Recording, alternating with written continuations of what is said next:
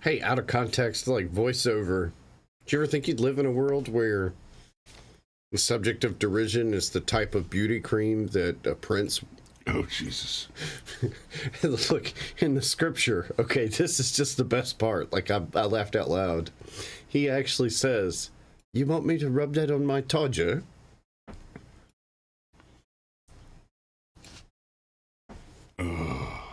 Yeah, his todger.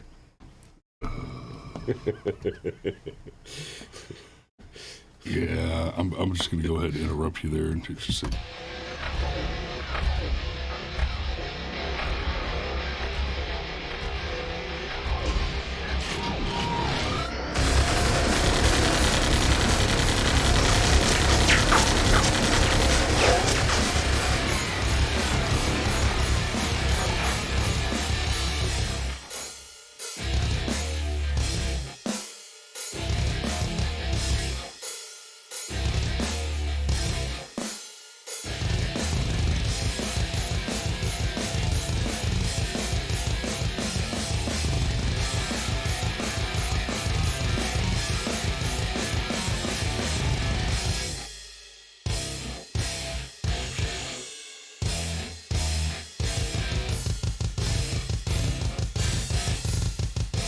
And good morning. Good morning. Well, see, I'm still kind of... Okay. There. How you doing, sunshine? Man, I'm good. Speaking of sunshine, there was just a spot of weather in the metro Atlanta area yesterday. And it was, there are very few times I've ever been afraid of a weather pattern, but I was over near Edwards Middle School, and it, like, seriously, it just went from day to night with a lot of wind. And, yeah, I heard, like it literally dropped 10 degrees in a matter of minutes. And I was like, I feel like I know enough about science to know that this is bad. There's about to be a lot of wind. Yeah, I heard the weather was bad last night, but while y'all were dealing with all that, Sergeant Major and I were on the Space Coast, pointed back this direction. Yeah, well. Well, glad I think you're here. we stopped at 3 separate Buc-ee's on the way home. So like every 100 miles. See, the last time I made that drive, and I made that drive last summer, I very, very, very carefully moderated 1 cup of coffee and managed to go. I know this now. I know that I could go about 301 miles, no stopping. Just bam. Oh, yeah. But it has to. If you're not chugging coffee, but if I have to slowly moderate that cup of coffee, that's the thing. And then yeah. Let's Buc-ee's is okay. I should go to Buc-ee's while their food is still hot. Every time I've ever been to Buc-ee's, it's been like at 11 o'clock at night, and I'm like, it's a cold barbecue sandwich. So what? Fair enough. At 11 o'clock at night, the barbecue sandwich has not been made for several hours, and it's been sitting there. Yeah. So let's say hello to some people. Oh, man. GCM says he and the kids were walking on a dirt road half from the house. I'm guessing it's a half a mile from the house, and it got dark quick. Yeah, that would be a little scary, I'm sure. That would be get down. That would be get down. Let's say hey to some people. Let's lay down in the ditch and hope the tornado jumps. Hope it hops. Looks like Pit Danny is first in the chat. Good morning. And then there's a Patrick Brown. Good morning, sunshine. There's a Sean Stryker. And then there's Dan Burks, and then again, good morning to GCM. FTP. Film the police. And then Ma, good morning. Sean Stryker. Morning, Ma. And there's Pit Danny again. And Sean's, Scrimshaw Rose, good morning. Hey, the stream bot's with us too. Yes, it's running. It's not walking, it's running. Correct. And then Jeff Beck and Lisa Marie Presley. I feel like those don't even belong on the same line. At least, you had the good sense to put Jeff Beck first. Let's see. Caffeinated boredom. I think that might be. I think we've. Gabriella Bennett. Good morning, Gabriella. What a name! That is a great name. That is Gabriella. What a gorgeous name that is. Okay, so we have been derelict in our duties. Have we? Well, yeah, we've had Diamond Dave Bowen send us stories, and have forgotten to get to them. So we're gonna start with one. Yeah, buddy. You want to start? You want to get the first one in here? Yes, please. I'm good. Dear God, what is that? Well, but contrary to what your eyes might tell you, that is not a man. Well, you know what? Never mind. I need the thing. I don't know. Neither of those look like men either.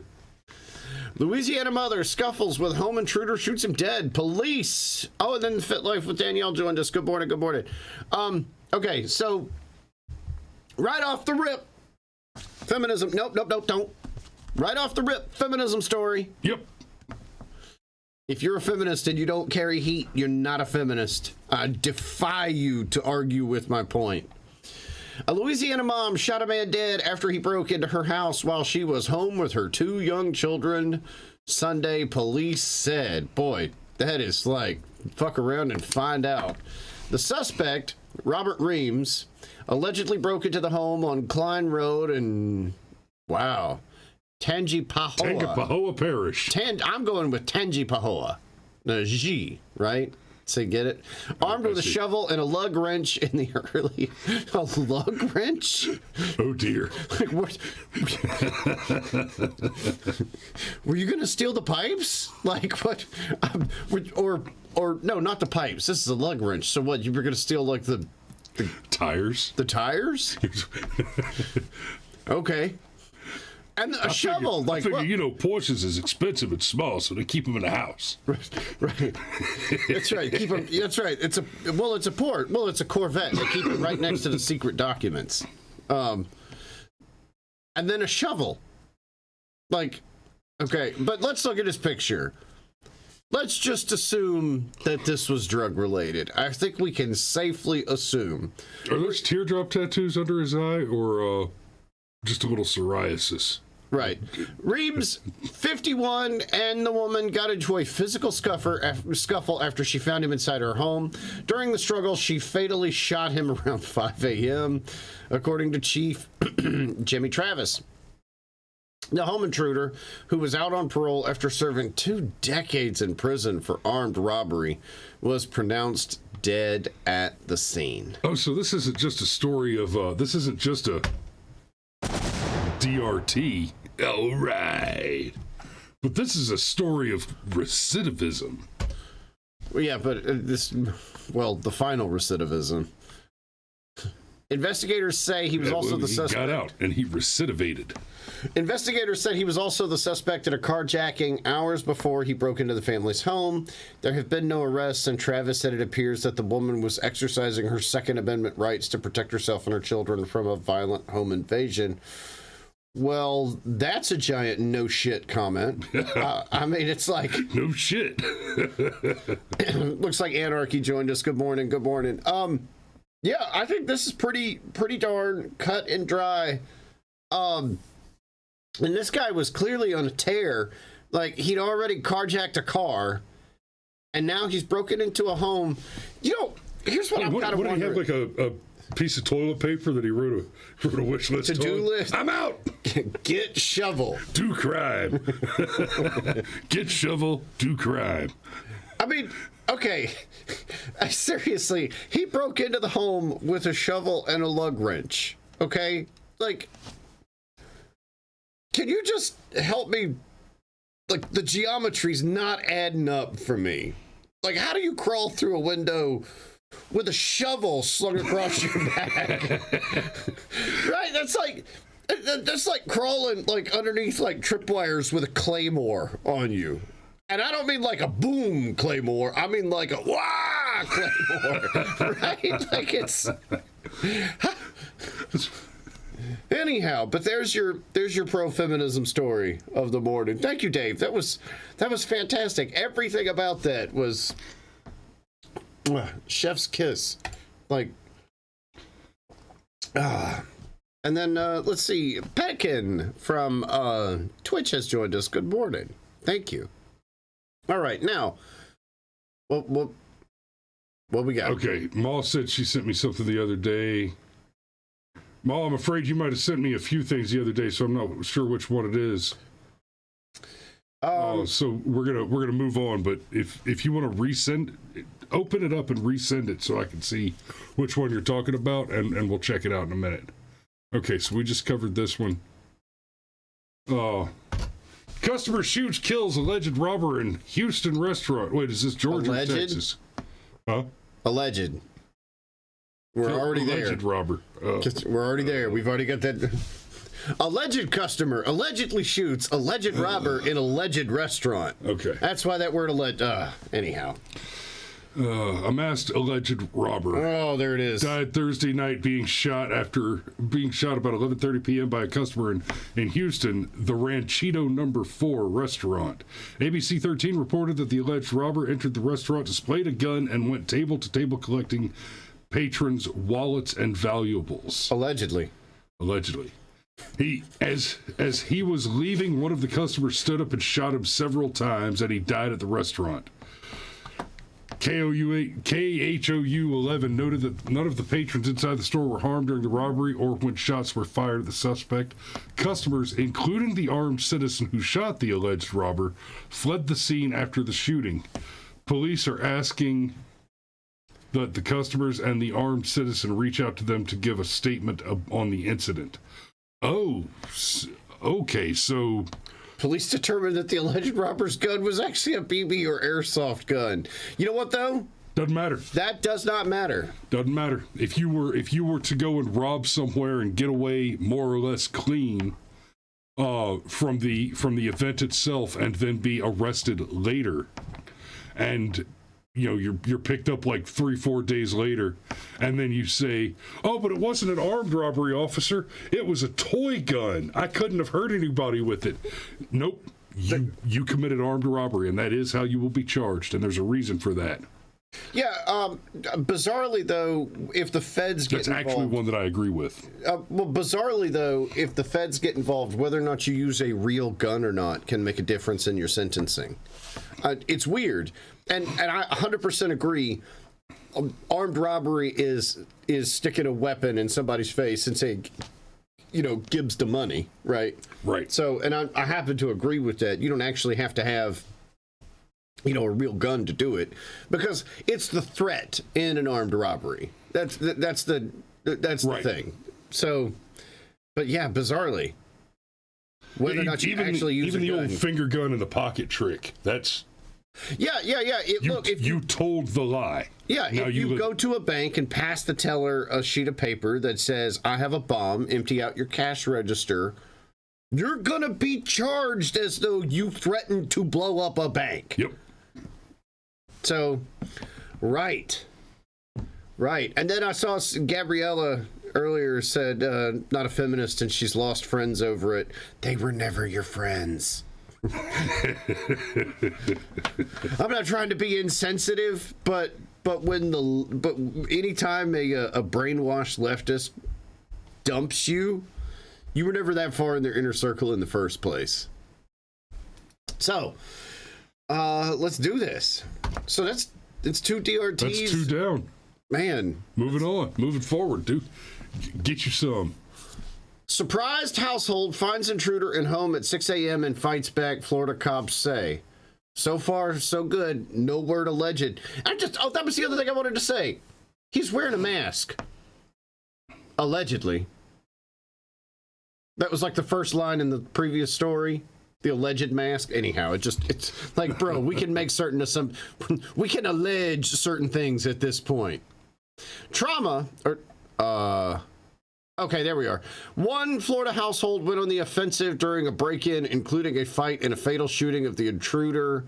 according to the Bay County Sheriff's Office. Yeah, okay, see?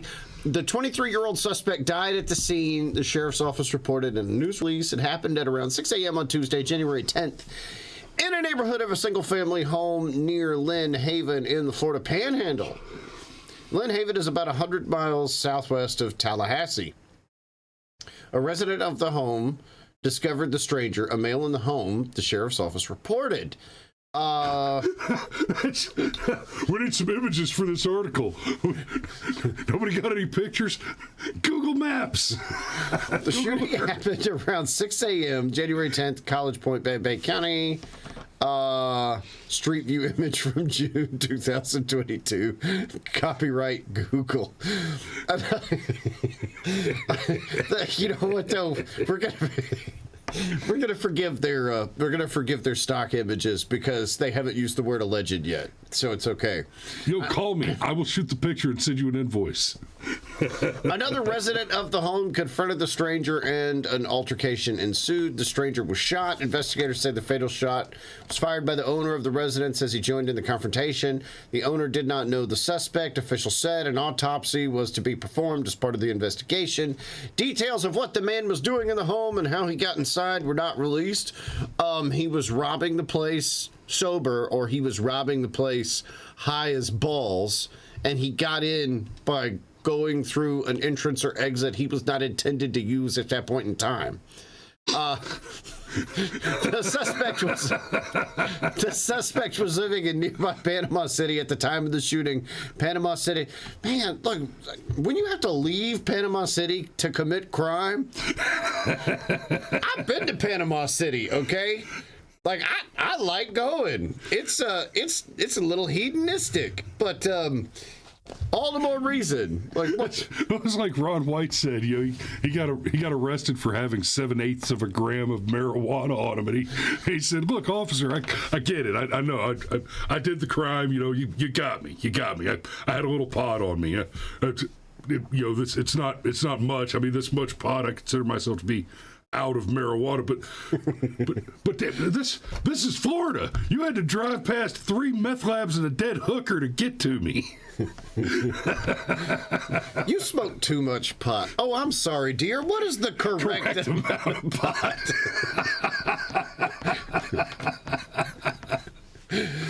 Oh, yeah. Okay, so Florida, and Florida. Stryker says, "I vote high as balls." You know, it's funny. I don't think the law actually says that you have to be competent or in a or in a sober state of mind to vote. At least that's what the current evidence tells us. I see what you did. There. You took it and you. No. You're welcome. Boy, that would be a thing. Yeah, I'm gonna go to the bar. I'm gonna do like 4 shots, and then I'm gonna go vote and see how that works out. Woo! David Mathey joined us. Good morning. Good morning. David Mathey, like a good American, says he loves tater salad. Absolutely. Are you raw and tater salad white? Yep, you got me. You got the tater. Satellites are linking up. Fatal shooting in Ada ruled self-defense. It was a case of self-defense in Ada, Oklahoma. Around 9 p.m. on New Year's Eve, 35-year-old Jasmine Ashton shot and killed 37-year-old Denavery Brooks outside the Sunset Market Valero convenience store. I'm going to not make some obvious assumptions out loud as we move forward and say, we reviewed the video and accompanying documents at length, and ultimately it's my decision to make, and I made the decision not to file charges, said District Attorney Eric Johnson. In this case, it was a case of self-defense. During the 10-day investigation, Johnson reviewed the evidence with investigators and prosecutors at his office and with Ada police detectives, which led to the decision that Ashton acted in self-defense. There is an analysis that I have to make as the prosecutor for this district. Number one, do I believe the defendant is guilty of the crime? And number two, do I believe that I can prove that guilt to a jury of his peers beyond a reasonable doubt? This case failed in both those instances. Ethical prosecutor? You know, there have been... Thomas Bingman? That is an important distinction between those two things. Whether or not the prosecutor believes the person to be guilty of the crime, and number two, whether or not he believes that he can prove that guilt to a jury. Yeah, Bingman. Woo. Sorry, look, I know where you're going with it. I'm like... You got little Binger. Yeah. You got Binger. You got the McMichaels case. You got the Trayvon Martin case.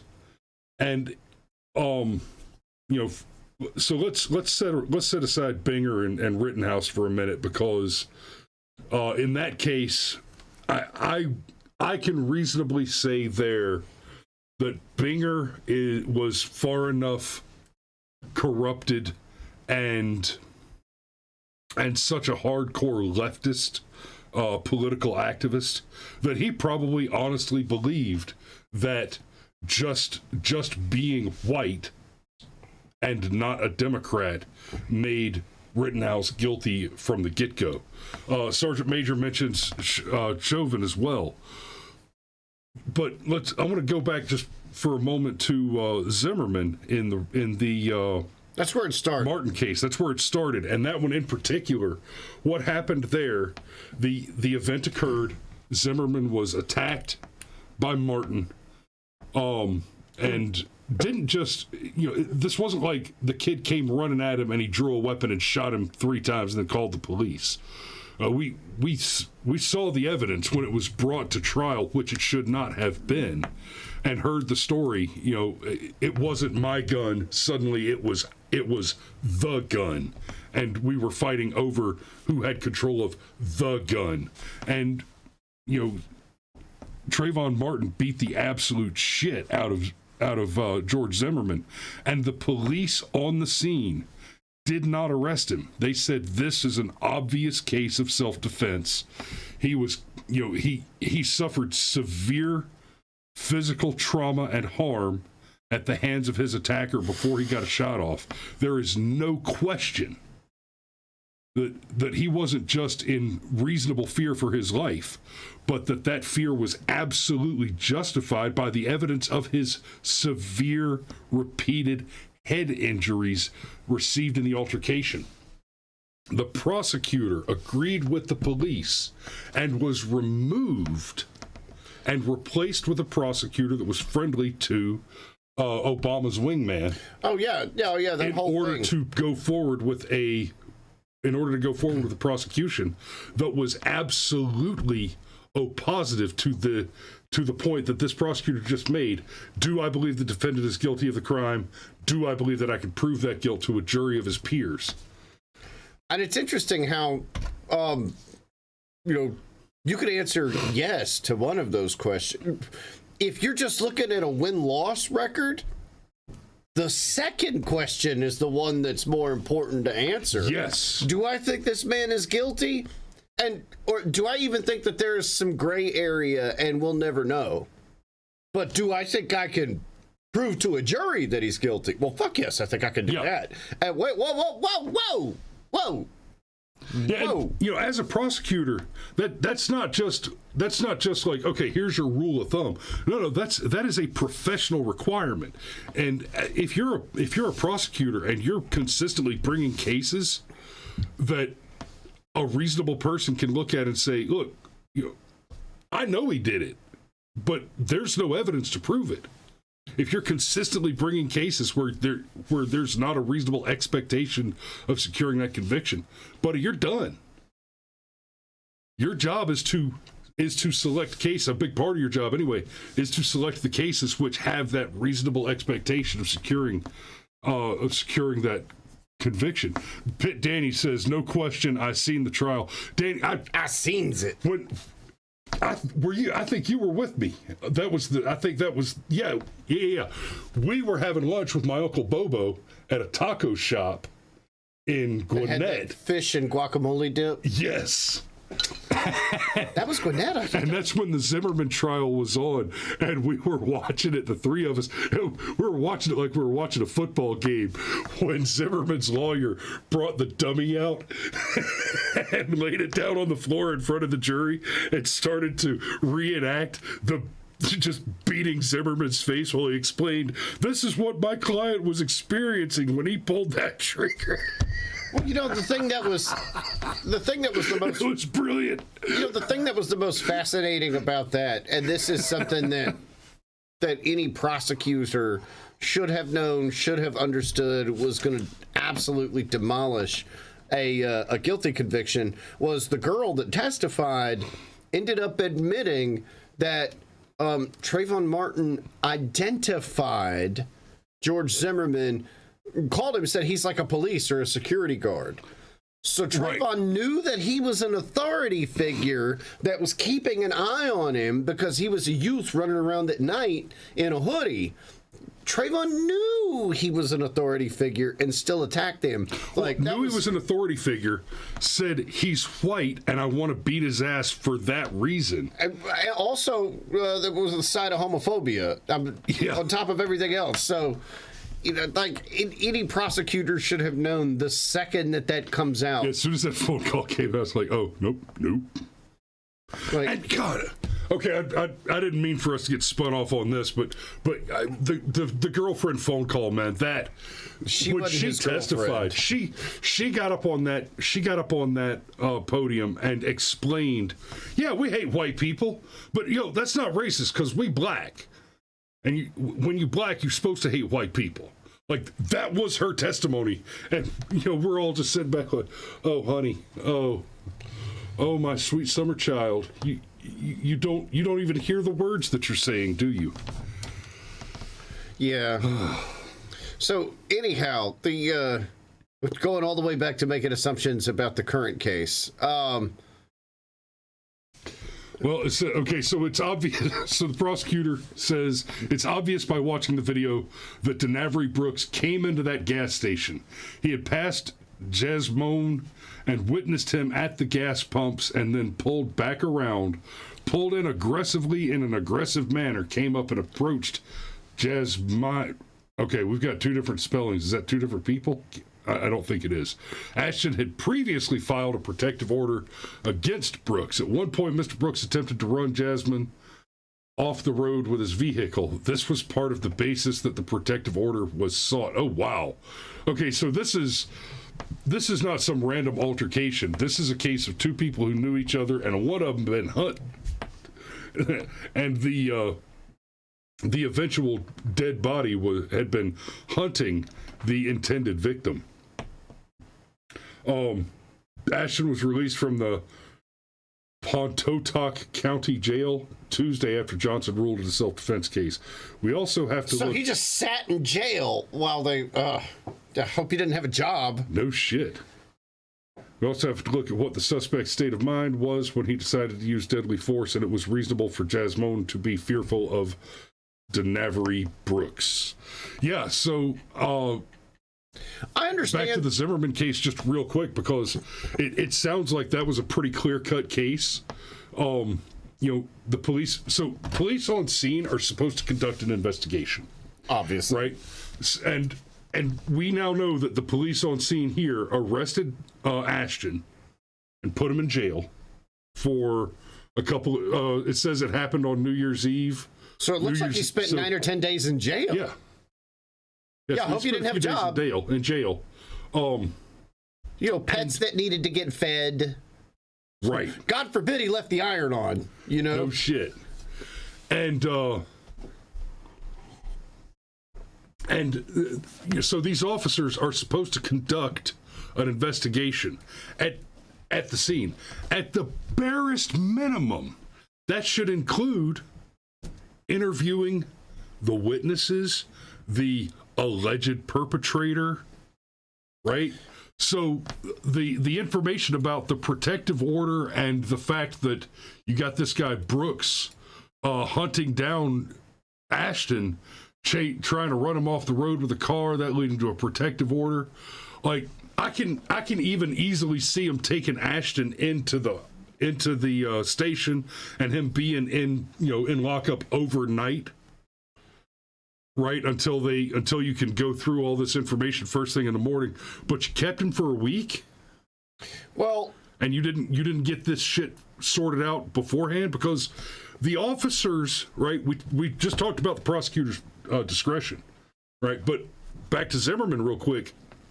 The officers in the Zimmerman case made the initial determination not to arrest Zimmerman based on the evidence at the scene, based on the initial investigation, and the immediate conclusion that it was an obvious, clear-cut case of self-defense.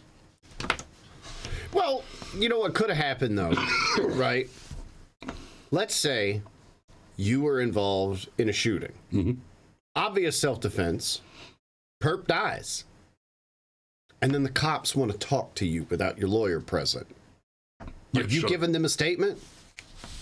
Nope. If they say, if you will not talk to us, we're arresting you. Fine. That's fine. That could be exactly what happened here. Put me in cuffs and call my lawyer. Yes, but... That could be exactly what happened here. But put me in cuffs and call my lawyer. You got to call that lawyer right now. No, they don't. They can wait 72 hours to call that lawyer. It's some bullshit, but bro, you've heard them say it too. Cops, they hear you say the word lawyer, and what they really think is, oh, okay, this guy's not going to talk. Let's arrest him. That's what they think. They don't think, whoa, let's hurry up and call the lawyer. Right. So, no, there's going to be a payphone inside your cell. You can call your lawyer yourself. Like that's going to be how that goes. Anyhow, but yeah, Firearms Friday. That was fun. I always like the guns. Who doesn't? I do like the guns. All right, but we should wrap it. Okay, so yeah, it is that time. Okay, we're going into the weekend. I haven't actually looked. We're not looking for any more crazy weather this weekend, are we? Nah, just winter's back. Yeah, winter's back. It's we're looking at high 40s, low 50s. So that's pretty mild winter weather. I think we're gonna have a pretty decent weekend. It's gonna be cold. So 40s, 50s, and the highs. Yeah, and not like the Fit Life with Danielle cold. Right. So get your jacket out, but I don't think we're too worried about a bunch of black ice tomorrow morning. Y'all be safe out there. Don't drive drink, don't fry bacon naked. And I gotta read this because Alex McDonald has joined us. Good morning, sunshine. That's a cute little, is that one of them AI generated avatars you got there? I don't know how long they can hold you for because I haven't been arrested, but I do know they can't ask you questions once you ask for an attorney. Okay, so let me correct that real quick. Sort of. What the way it works is you always have the Fifth Amendment right not to incriminate yourself, so you cannot be compelled to testify against yourself. And quite separately, you also have the First Amendment right of free speech, which includes the right to shut up. So as far as they can't ask you questions once you ask for an attorney, not exactly. The individual officers also have the First Amendment right of speech. They can ask all they want. Now, that ask you questions is different than drag you into a closed room for a formal interrogation. But the thing to remember there is you never have to answer the questions. I don't know, man. I feel like I'm actually going to have to correct you a little bit because what Alex is saying is technically correct. Once you invoke the attorney, them continuing to ask you questions will be considered intimidation. In fact, if you were guilty of a crime and you said, I want my lawyer, and the cops continued to badger you in any way, your attorney would be rubbing his hands, be like, woo, we're about to muddy the shit out of the waters here. That's why I made the distinction about taking you into in an active interrogation room. Even a single question, bro, the second you say lawyer, they're done. They're done. They know good and damn well they will spoil the case if they say anything else to you after you say the word lawyer. Okay. But the rest of my point, more importantly, even if you haven't asked for a lawyer, you always have the right to shut the fuck up. That's easy. And it can't be used against you, Binger. Right. Yeah. So yeah, we're gonna go ahead and button it up right there. Thanks for watching. We love you, and we'll see you Monday. Sean Stryker, real quick. Black ice, friends. They said black ice. Yeah, we did. I'll say it again. Black ice.